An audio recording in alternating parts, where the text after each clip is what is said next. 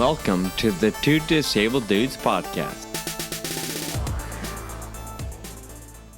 Here we go. All right. We are excited about this because it's the first time we've ever done it. We released episode 114 a couple weeks ago or last week, and we've actually got a lot of really good feedback and input. It just all walks of life, right? Different opinions about Deborah and whoever else. So what we want to do, or the idea was to bring on some people that listened and maybe agree or disagree or have a different way of thinking about the way people approach one another, whether it's related to disease or not. So right now we've got joining us Effie Parks from the podcast Once Upon a Gene, and then a dear friend of ours, Leona from Colorado. So let's start first of all with I kind of want to hear from Leona, and I'm gonna put Leona on the spot first because Leona, as far as I know, you can correct me if I'm wrong, but Leona isn't personally connected to the world of rare disease or disability. Again, I could be wrong, but Kyle and I know you as a badass on the mountains. Yeah. So, Leona, tell us a little bit about you, and then maybe just your first impression of 114. Yeah. So, yes, a little bit of context. So, I became connected with Sean and Kyle through a mutual friend, and then had the opportunity to start being connected with some of your events with Ride Ataxia and Determinants. And so that was awesome to have the White Mountain Adventure last year. So as far as episode 114, I found it fascinating because I really appreciated the vulnerability and the way that the two of you were processing that, both from what struck you, each of you saying, these are the things that I thought were okay about those interactions. These were the things that struck me as not okay. But at the same time, you were also processing your own responsibility in that and how you viewed, maybe the lens through which you were viewing those interactions. So I really appreciated it. I learned from it and was challenged by it about just the ways that I would think about, questions I would ask or conversations. So yeah, I found it very helpful. Did you find yourself remembering a time where maybe you approached somebody in a way that you wish you wouldn't have, or are you not guilty of such a thing? I feel like you're a pretty mature, kind of reasonable, level-headed lady, so you can say, no, I've never done that, and I'm not going to call you a liar. I appreciate the vote of confidence. Actually, what came to my mind was I was certainly asking myself that question of, have I done that well, or what pieces did I miss, or where was I maybe just oblivious to something or an impact of something that I had said. So I wasn't so much thinking of specific interactions, but more in general, just kind of processing and challenging myself about, being more intentional and aware. Yeah. All right. So when you see somebody in a wheelchair or, something is visually not quote normal with them, like, does that make you hesitate to interact with them just because you don't want to offend people or whatever? Or how does that play into your view of the situation? Good question. I think I'm more aware. I think it brings up my awareness level and maybe kind of a vigilance of that I want to choose my words well, but then I'm not even sure exactly how to do that. So guess those are kind of my thoughts around there. So I don't know that it makes me less likely to approach someone, but it makes me, I think, more aware and more focused on my conversation and choosing that, as opposed to where I might just be more autopilot otherwise. Right. That's good. All right. Well, Effie, we want to get some feedback from you, but we do have two friends joining us, Shandra and Christian. We can see them on video. Thanks, guys, for joining in. Just for your sake and reference, what we just getting started here. You guys are free to jump in and respond to one another or do whatever you want. We are going to keep you on mute until you're ready to start talking, so you can either just jump in or unmute yourself and start yelling, whatever makes sense to you. We just got a little bit of input from our friend Leona, who listened to 114. Effie, we want to go to you. Now, for reference, we know that your little boy is a rare disease patient. So you do have a very personal connection to disability in the rare disease world. So when you listen to 114, what are some things that went through your head?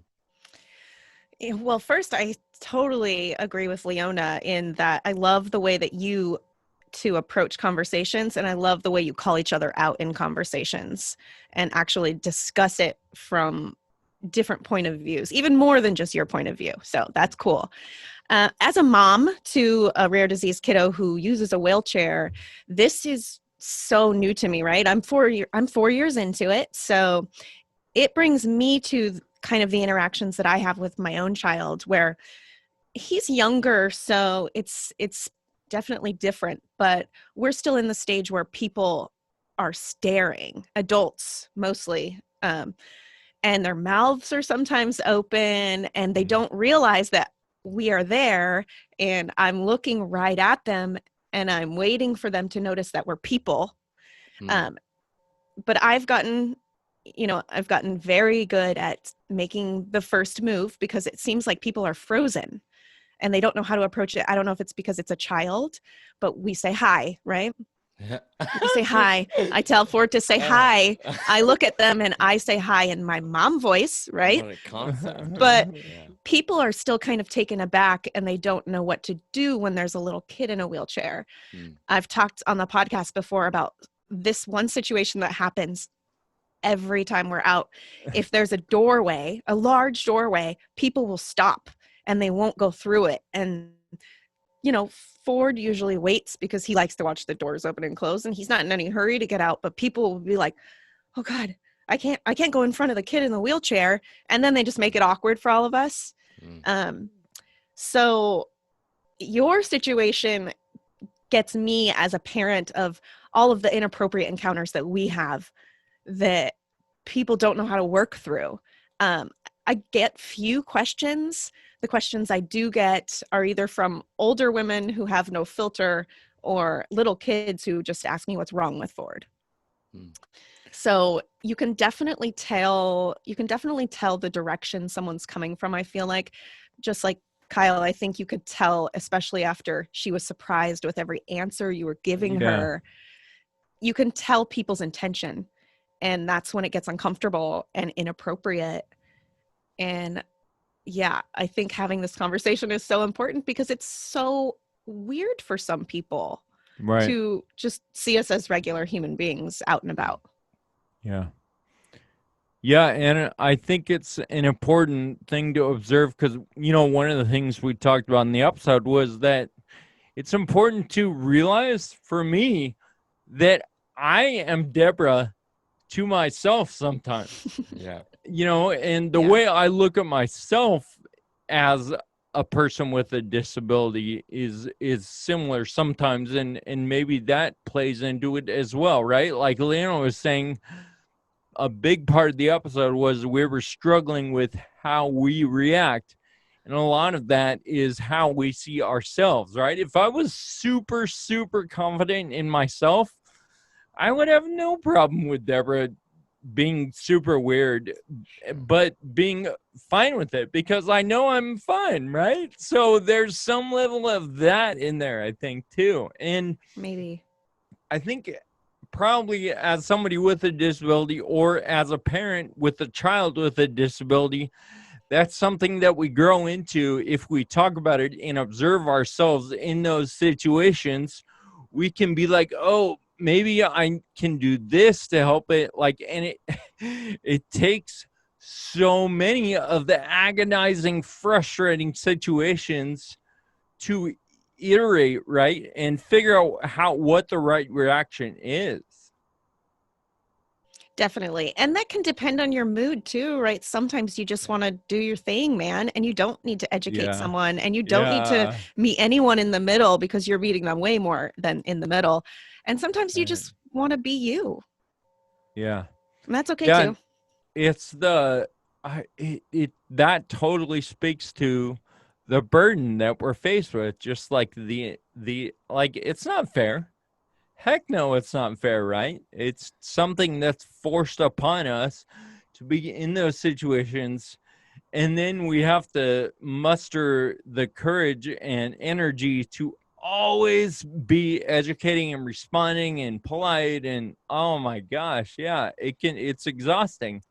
I heard a podcast recently or an interview with Sean Hayes. He's a celebrity or an actor, and he was being interviewed about his walk of life, and of course his journey isn't connected to rare disease or disability, but he's had a lot of hardships in life long before Hollywood. And in this interview, he was talking about how he's not responsible for other people's feelings or opinions. And that spoke volumes to me because, of course, in life, whether it's disease or in his case, and a lot of my case, sometimes it's sexuality and marriage and religion and a bunch of other stuff. And it's like, you know, I'm just working through life like everybody else, and I'm not responsible for anybody's feelings of discomfort because I'm in a wheelchair or because I walk funny or because of whatever, fill in the blank. So that was something that spoke to me just in the last couple of weeks. Totally. I want to welcome Shandra and Christian on. That way, if they need to go, they can express their thoughts and go about their day.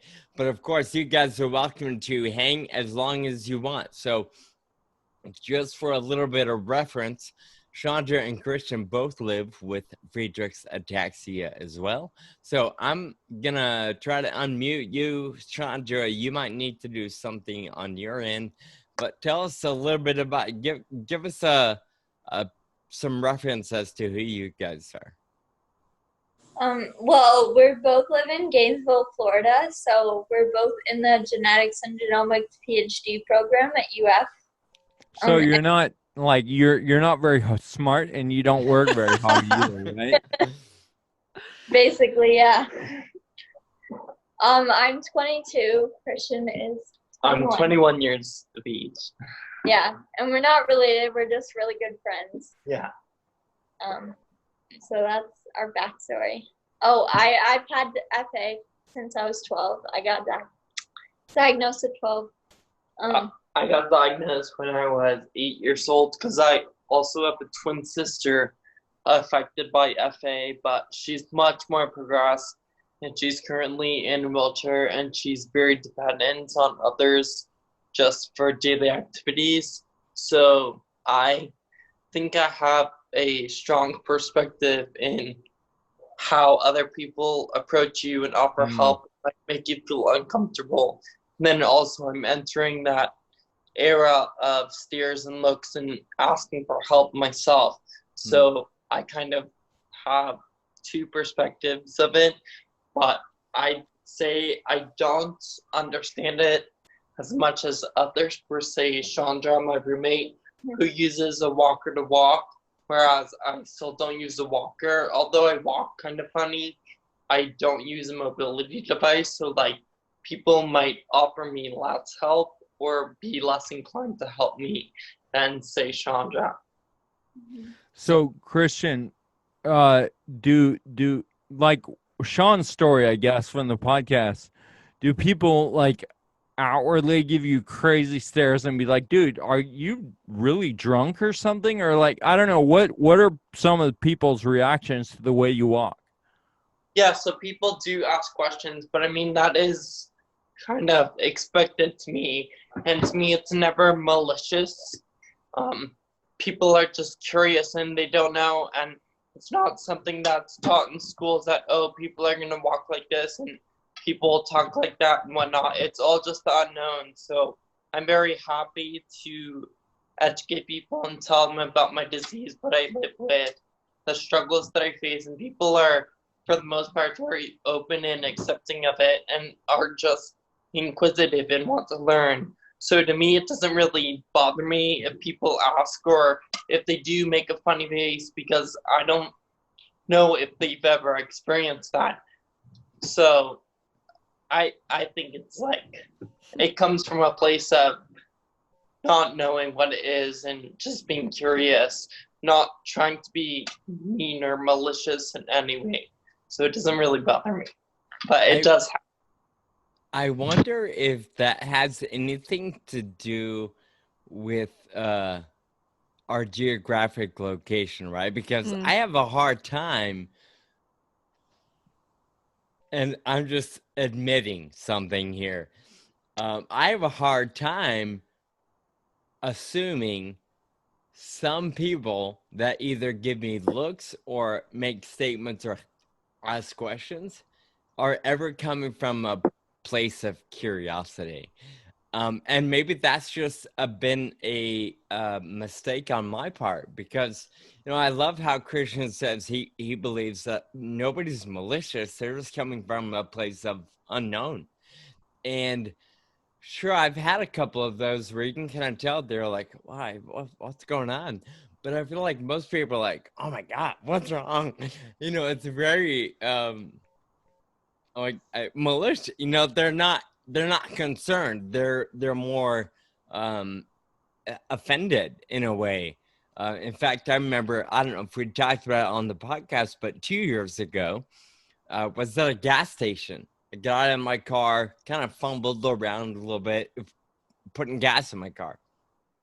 And once I get the gas flowing, I just lean up against my car and I'm waiting. And at the island next door, this lady yells out, "You're not driving, are you?"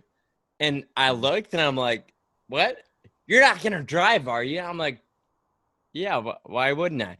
"Well, you're drunk and my grandkids are on these roads." And she was very angry and concerned.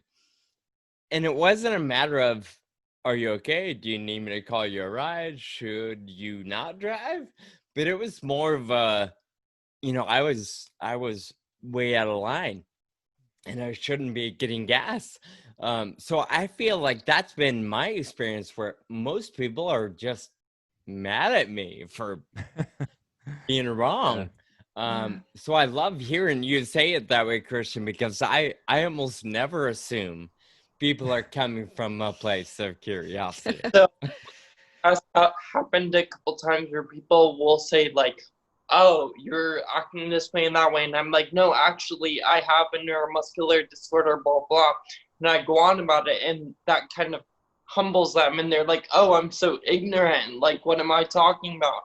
Because again, it circles back to like, people are not exposed to people like me or you or people with disabilities, so although they might be making assumptions, that's really what most people do in most cases. Like, even when you're looking at something, your brain starts making assumptions. So like, there's one optical illusion, so to speak, and it is a box, and then it casts a shadow on the box, and the box has a shadow.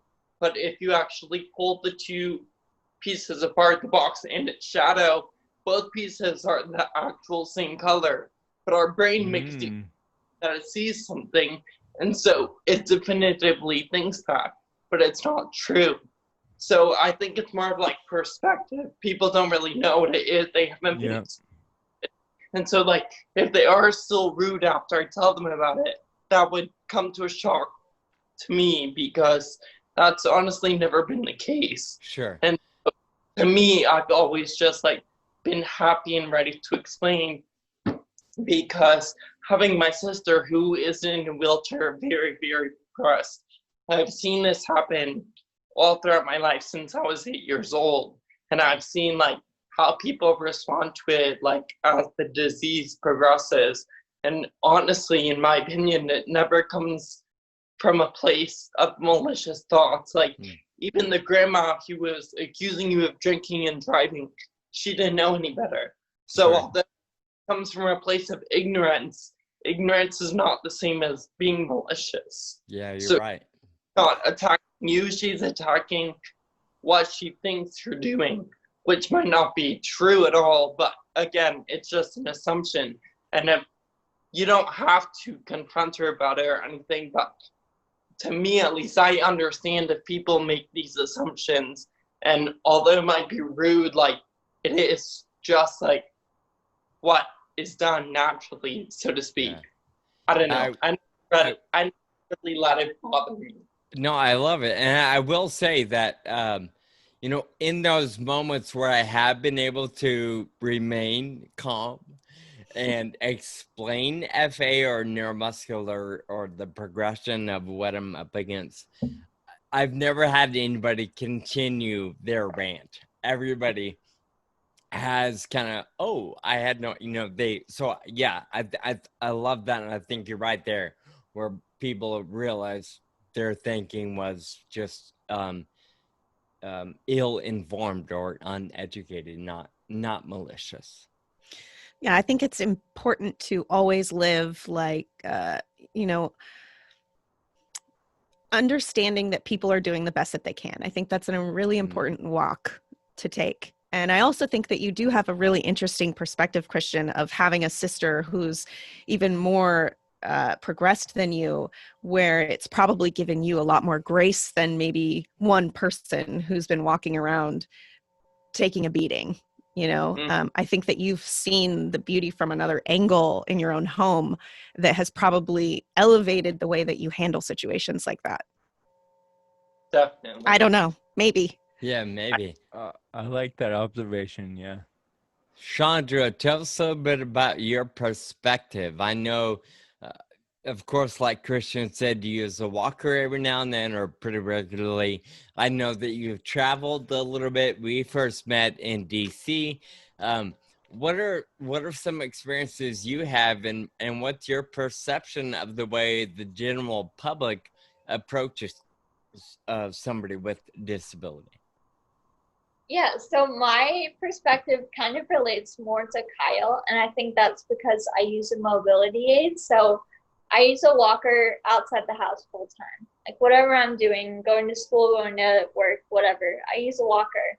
And I get stares a lot, which I'm okay with, but it bothers me more, like, people offer me help and I'm fine with that, but it bothers me when someone doesn't take no for an answer. Like, I'll tell them, oh, I don't need help.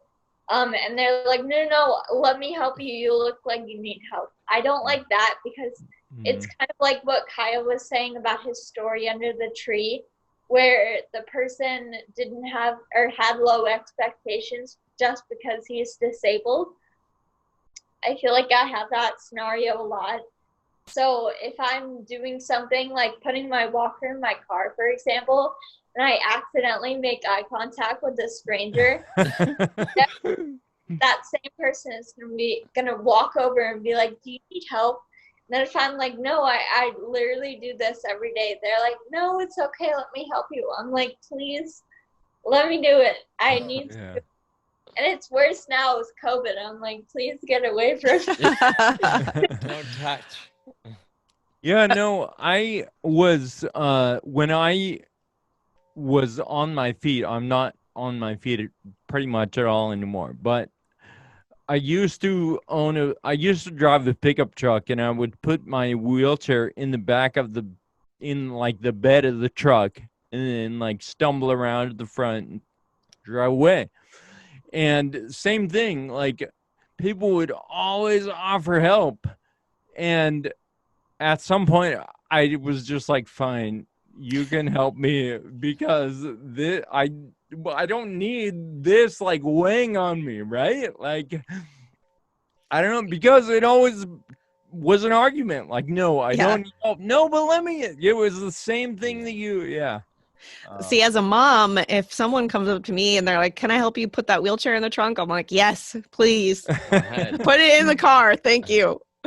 But I'm not the disabled person, going through Sure. my day. Right. There's It's just- definitely lately, like for me personally, using the wheelchair because of my broken femur, I've had a lot of people offer more help than normal, and of course, probably like most of us, I'm definitely independent, right? No, I got it. I got a system. I got a routine. I know how to do it. I'm fine. But people keep insisting, and so I feel like I've gotten to a place where it's like, you know what, just Yeah. say yes. And Yeah. it's so much It'll stop. easier. Yeah, because if you finally insist on no, that person, it's like mad when they walk away. It's like, okay, now Which- I'm annoyed and you're mad. Like Which that. still, Yeah. again, I'll go back to Sean Hayes. Isn't my I responsibility, but I know. guess to an extent, if we want to get through our afternoon without being angry or worked up, then maybe we just cave or not cave, but give in. What's that word I'm looking for? Somebody Compromise. compromise. Comply. Sure, sounds good. You submit to it. Yeah. It's I'm- just like having FA. I feel like if you give in and accept help 100% of the time, that kind of feeds into the stereotype that you're a disabled person, you can't do it. Like, if I accept the help, then everyone's gonna be like, oh, she does need help. I just had to ask her and then find out, and then that person's gonna go on. Anytime they see a disabled person, they'll be like, oh, this person needs help. They just don't want to ask. Let me go offer. And I feel like also it's like I'm very stubborn. I feel like everyone with FA is very stubborn. Like Word. as long as possible. And when I accept help, when I don't need it, I feel like I'm reducing the amount of independence I have, which Totally. is a positive thing for me mentally. I'm glad you say that. One of our comments on social media was exactly that, or actually it was a private message. But the individual said, if we're not careful, folks with disability only continue to project or fulfill the stereotype. So at some point, in a word, she said something to the effect of, that's us taking advantage of the scenario, and it just propels or perpetuates that stereotype. So I'm glad you mentioned that, Shandra. I have a solution to this. How about when someone offers help and you say no, they just say, oh, all right, have a good day. Like, how about that? Is that too hard to expect or try? Come on. Yeah. So I want to know what everybody thinks Deborah should have or could have done differently. In your perspective, what do you think Deborah could have done that would have been a little more, I don't know, acceptable, I guess? And we'll take volunteers. Well, I think Deborah was prying personally, and I don't think she was necessarily being inquisitive and trying to learn something and trying to get to know Kyle. I feel like maybe she could have just done her nice thing with the church and brought you that extra sandwich and that water, because that's awesome, and then maybe told you had a nice haircut and got on her way. If she had a question or two about it, just great. Okay, wonderful. Have a nice day. I mean, I think that if she was actually coming from the place of genuine interest and wanted to learn, then she would have asked her questions differently and wouldn't have been so surprised with your answers, and would have came out of it feeling proud of herself for coming at it from, you know, kind of what Christian was saying, with the best of intentions. And I don't know, I think it could have been just short and sweet. Totally. Which I agree. My answer was And not. no, and I think that can be nuanced, right? Like, doing it is a little bit nuanced, but it is so obvious people's intentions. Like, she probably would have to be conscious about it, but in her unconsciousness, it just goes way off the edge, right? And so maybe it's easy for it to go that way, and not as easy to like bring it back. I don't know. Yeah, maybe that doesn't make sense. No, it does. No, it didn't. She's totally unaware of herself, is what you're saying. And I think a lot of people are unaware of themselves. Yeah, exactly. No, I agree. It even goes back to a little bit of what Christian said, right? People just, you only know what you know. Yeah. If you've not been exposed to a lot of other disability or exposed to a lot of other hardships or different styles of living, you only know what you know, right? So it might come across wrong or offensive or just simply uneducated, which is going to be true for all walks of life, whether it's disability or just being from a different economical background. You know, I guarantee you that rich people think differently than poor people and vice versa. That doesn't make one or the other right or bad or good. It just is different. I think basically, like, the only thing that can be done to prevent this is, like, if we teach it in schools for, like, future generations, like, that there are people that us that we shouldn't be ethnocentric in a way, and, like, everything shouldn't be done one specific way, and people are very different than us. Everyone's their own individual with unique story, and never to, like, judge someone, which is that whole saying, don't judge a book by its cover, which is very cliche, but it is true in almost every scenario. But I think it is just a lack of education on the subject of disabilities and the differences that people face in their life. And so Deborah, the lady that approached Kyle, she might have said these things and she might have thought these words, but, like, she was never exposed to something, or she only heard a stereotype, or she was only taught what her parents told her, which was, like, help other people. Like, if someone's disabled, they need all your help, blah, blah, blah. And people just aren't They really need a free sandwich. Yeah, they aren't exposed or educated on topics outside of their normal everyday life. Everyone is completely physically normal and whatnot. So that was kind of rude that she would assume all that stuff, but again, it just runs back to what the brain does. The brain makes assumptions, and sometimes those assumptions are very mean or incorrect. But yeah, so after you explained it, I'm sure she was not as rude, so to speak.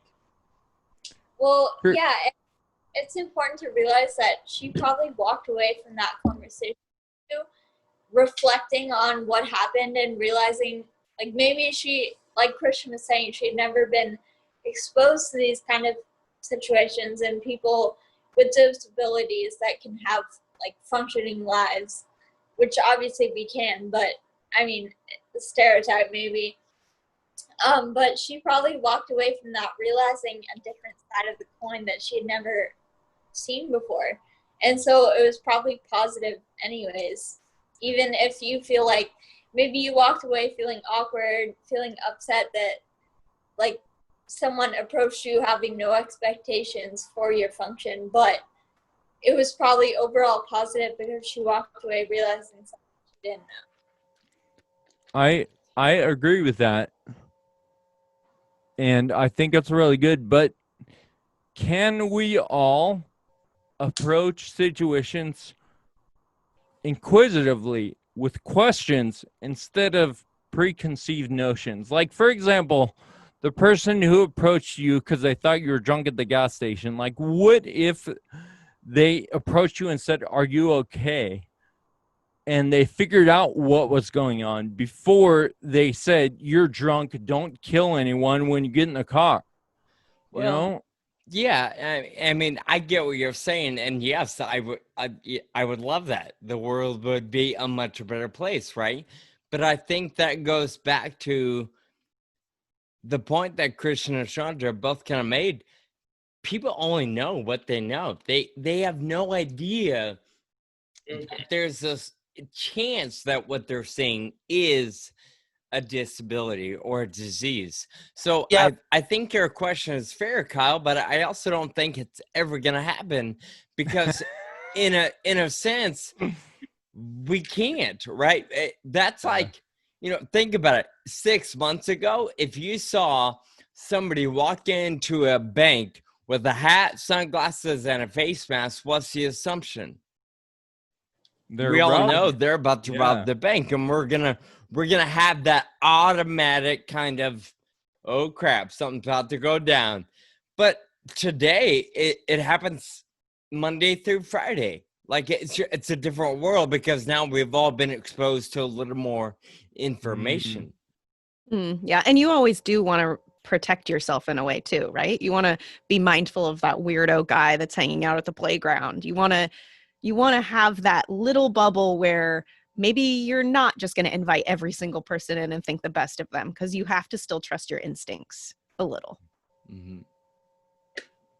Yeah, I think the brain is very, just for everyone, it's very jump to conclusions, make assumptions, because that's almost always human nature.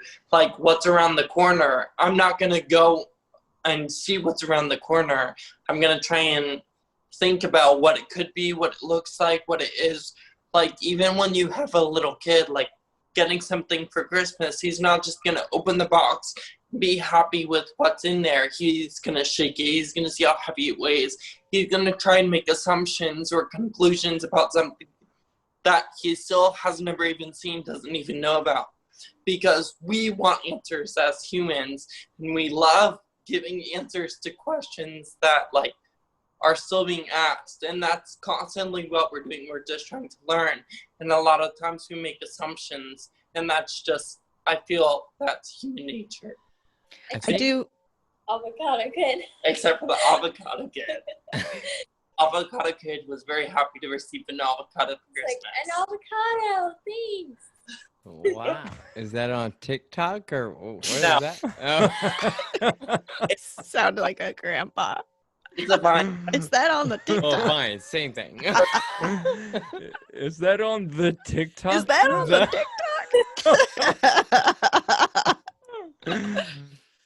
Well, I do believe teaching disability as a diversity in school is so important because even now when it is kind of a movement, right? And inclusion is being talked about and all of that. Like, why are still people weird around my kid? If it's so normalized now, why is it still so weird? Because they're not talking about it. They're just introducing these kids, but they're not talking about it. They're not telling anyone about it. And as someone who was thrust into this world as a parent, now my eyes are like wide open, right? I never look at a person and would think anything like that. So if that can change instantly for someone like me, it can change for so many other people just by talking about it, just by learning, taking one class. I mean, I wouldn't ever question why you were doing that without me going, do you need help? Or, maybe that extremely obese child, I wouldn't say, oh, her parents suck, they must feed her fast food. I don't think like that anymore. Yep. So used to. I did. Sure. The Yeah. more, the Sure. more you're exposed to different walks of life or different experiences, you realize jumping to conclusions really isn't fair for me, and it's certainly not fair to assume that for the folks in question. So maybe here's a question for everyone: is like, you know, we're having this conversation because I have a disability. Sean is like, we understand, but if I didn't have a disability, like Sean was just saying, would this thought even cross our minds? You know, Effie, if your son didn't have a disability, would this thought even be part of your life? And would you be intrigued by the notion of this idea, or would you be focusing on something else that you care about? You know, Honestly, I believe I was raised differently than Deborah, and I would be way more mindful in how I would approach someone, and I would have read your energy and would have had more manners with my responses, period, before my kid. But would I care about this as much? Maybe if my kid is going to school and he has a friend in a wheelchair or using an AAC device, maybe. One of my close friends has a daughter with Pfeiffer's, so I was already kind of dipping my toe in it right before Ford. She was my neighbor. She was the first person I ever met, like personally, that was going to be in my life who was disabled, who had a rare disease. So maybe. I don't know if I would have helped be on a crusade unless I was asked. But I don't know if I answered your question. Yeah, for sure. That's why I feel like it's unfortunate that the burden of education is placed on us as disabled people and disabled people's caregivers or friends. But if we don't do the education, no one's going to do it. And so, like, we have to. Yeah. That's my opinion. Yeah. So with that in mind, that's the one thing when I think of that quote I shared from Sean Hayes, I'm not responsible for other people's feelings. I do think there is a certain level of responsibility that I have and that we all probably have at some degree to help educate the world or educate the community around us. You see, to me, in my opinion, you're not at all responsible for that.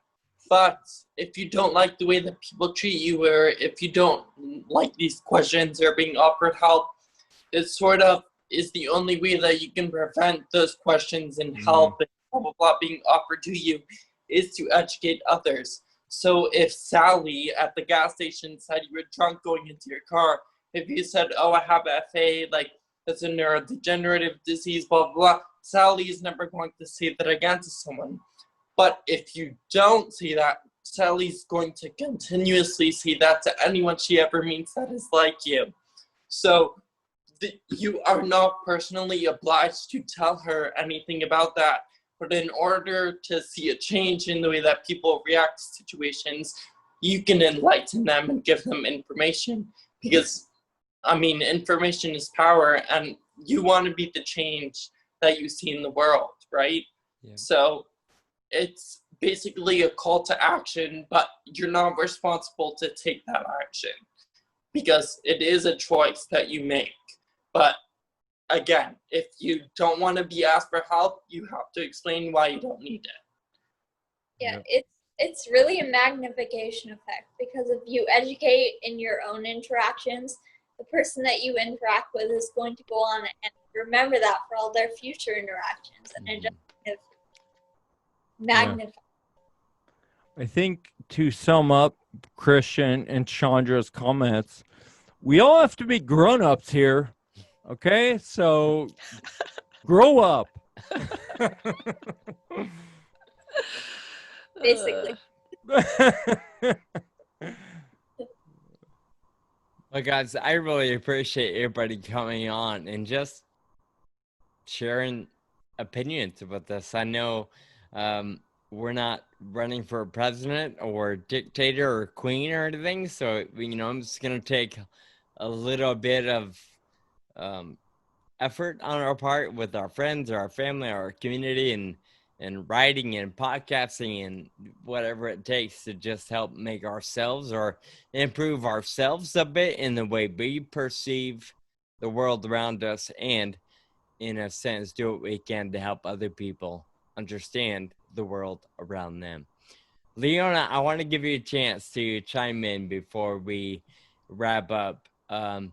As somebody on the line that isn't living with disability, and Effie's son has it, Christian and Shandra have rare disease. What are some thoughts going through your head right now? Do you regret getting on the line? Like, why am I even here? Or has anything spoken to you a bit? Yes, absolutely. I've really appreciated the comments and the perspective, hearing from each of you. I think the thing that I'm sitting with right now, or my takeaway from this, is referencing back, Kyle, earlier on, you talked about how, when Deborah approached you, and that I think you said something about, it even being kind of so unconscious that what she was expecting, what her expectations were for you because she saw you in a wheelchair.